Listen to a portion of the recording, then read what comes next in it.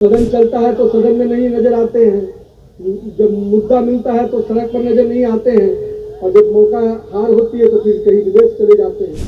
एक तो राहुल बाबा है जिनको आप सब कोई देख रहे हैं किस प्रकार से अभी जर्मनी की जमीन पर गए थे, अब वहां भी जाकर देश को अपमानित कर रहे हैं।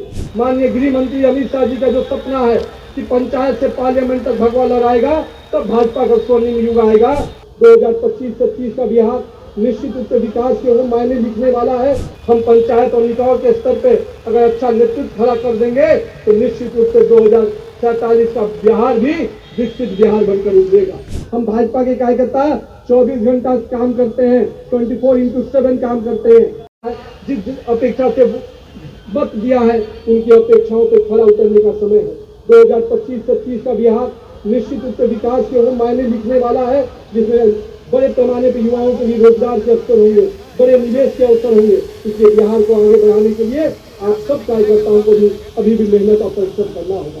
साथ ही साथ हम पूरी तरह से आपको आश्वस्त करते हैं कि बिहार का नेतृत्व और केंद्रीय नेतृत्व कार्यकर्ताओं के विकास की भी उतनी ही चिंता करेगा जितने बिहार के विकास की चिंता करेगा।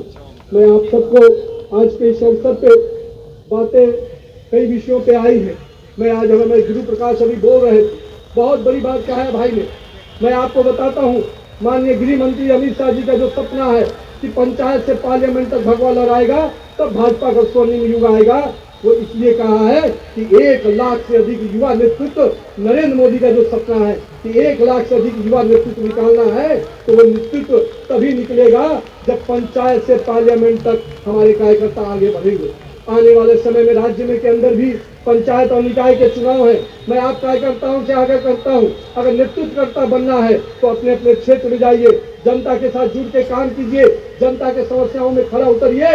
निश्चित रूप से आप ही में से कोई वार्ड काउंसलर बनेगा, कोई मुखिया बनेगा और भविष्य का नेतृत्वकर्ता बनेगा।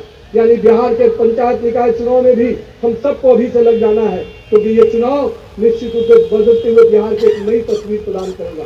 हम पंचायत और निकायों के स्तर पे अगर अच्छा नेतृत्व खड़ा कर देंगे तो निश्चित रूप से 2047 का बिहार भी विकसित बिहार बनकर उभरेगा।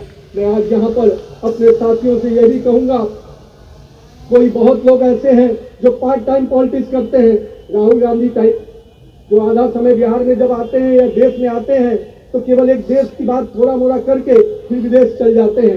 इस पार्ट टाइम पॉलिटिशियन से नहीं बनना है, हम लोग फुल टाइम पॉलिटिशियन हैं। हम भाजपा के कार्यकर्ता 24 घंटा काम करते हैं, 24x7 काम करते हैं। तो आइए भाजपा के कार्यकर्ता पद्धति से आगे बढ़िए।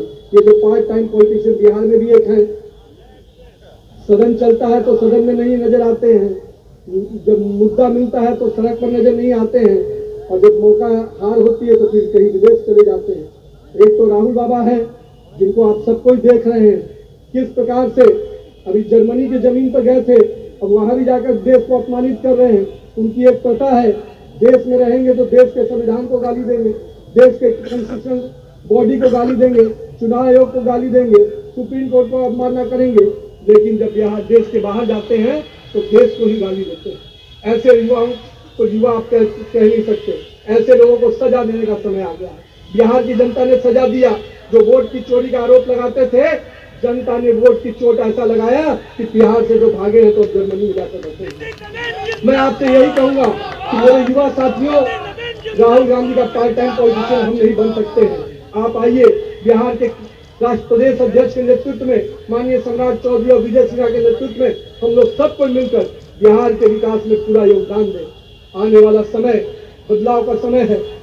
तेजी से देश की अर्थव्यवस्था को माननीय प्रधानमंत्री जी लगातार मजबूत कर रहे हैं। विश्व में भारत आर्थिक शक्ति में 4थे नंबर पे आ गया है, और आने वाला समय हम देश की विश्व की सबसे तीसरी बड़ी शक्ति बनने जा रहे हैं। और ऐसे समय में बिहार के युवाओं को, देश के युवाओं को रोजगार के नए अवसर प्रदान किए जा रहे हैं।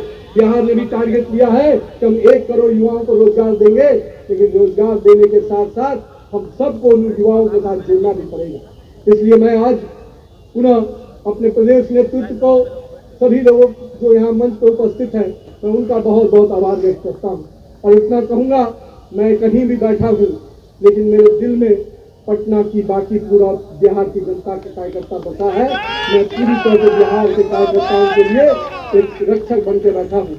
और मैं इतना विश्वास दिलाऊंगा कि आप लोगों ने जो प्यार और सम्मान दिया है, उसको मैं कभी भूल नहीं सकता। मैं रात में कभी भी सोऊंगा तो मुझे हमेशा याद रहेगा कि बिहार की जनता और पटना की जनता और बाकी की जनता मुझे आशीर्वाद दी थी, तब मैं वहां पहुंच पाया है। इसलिए मैं अपने क्षेत्र के साथ साथ बिहार के लोगों को बहुत बहुत अभिवादन करता हूं कि आपने जिस प्रकार से बिहार के हर कोने से लोग आए हैं, मैं उनको इसलिए आज प्रणाम करता हूं। मैं कई ऐसे चेहरे देख रहा था जिन चेहरों को मैंने कभी मिला भी नहीं पिछले साल भर में, पर आज मैं उन चेहरों को देखा तो इतनी तसल्ली जरूर हुई कि भाजपा का राष्ट्रीय अध्यक्ष, कार्यकारी अध्यक्ष मुझे बनाया गया, लेकिन एक एक कार्यकर्ता को लग रहा है कि वो भाजपा का अध्यक्ष बन गया। यही भाजपा की खूबसूरती है। और मैं इतना विश्वास दिलाऊंगा मेरे कार्यकर्ता भाइयों, आपने जो प्यार और स्नेह दिया है, जो आज रोड शो के माध्यम से जो आप लोगों ने मुझे सम्मान दिया है, उसके लिए मैं जीवन भर आपका ऋणी रहूंगा। और बिहार के विकास में भारतीय जनता बिहार यूनिट के सम्मान में जो भी बात आएगी, उसके लिए आपका भाई रक्षक बनकर बैठा है। आपके विकास के लिए, पार्टी के विकास के लिए हर संभव जो मदद होगा वो मैं करूंगा।